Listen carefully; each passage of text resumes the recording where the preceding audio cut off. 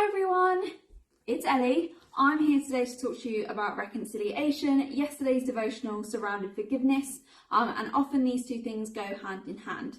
God sent Jesus to earth to die for our sins, but not only that, he sent Jesus to forgive us, but also to reconcile us with God. So we know that that's important, and there are also lots of instances in the Bible where we can see this is evident as a theme.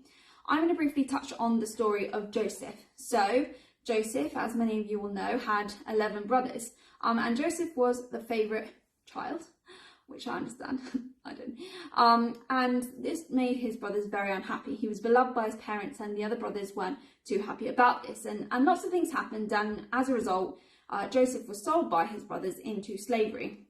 Now, many of us know the story of Joseph and know that lots of horrible things happened to Joseph, but it all resulted well in the end. It all turned out okay, and he became Pharaoh's right-hand man. And as part of that process, Joseph reconciled with his brothers.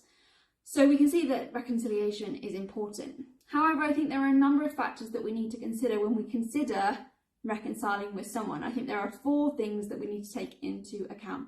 Number 1, the right people.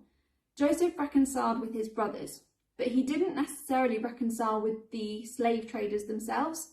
So we need to make sure that when we are reconciling that it is the right people, because there are situations and people where it might not be advisable or even safe to reconcile with that person. So we need to be prayerful and we need to be careful about who we are reconciling with.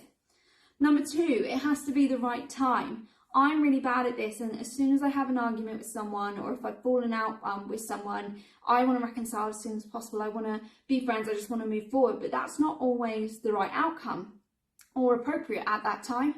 To give an example of this, when we were about 11, Molly and I had a huge argument, the biggest argument we've ever had, about where Cluedo pieces on the Cluedo board should go.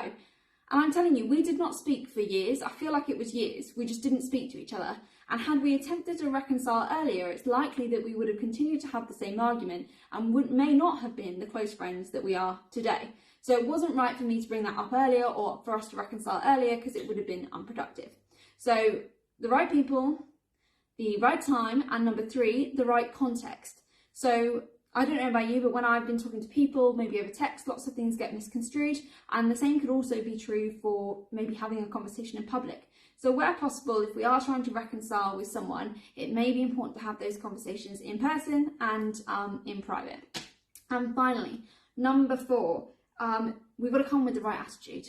So if I'm still harbouring feelings of resentment, of negativity, of bitterness, then any reconciliation that I'm trying to do is not going to work. It's not going to end out with a positive outcome. So we need to take accountability for how we're feeling, and if we can't bypass or we haven't dealt with our feelings of bitterness or resentment, maybe it's not the right time to reconcile.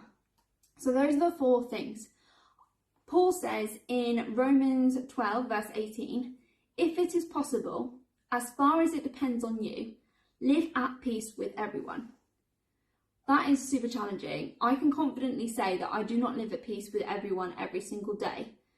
But also, if God can reconcile us to him by sending Jesus when we were so incredibly far away, then maybe we should make more effort to be able to reconcile with people around us, with God, and maybe with ourselves as well.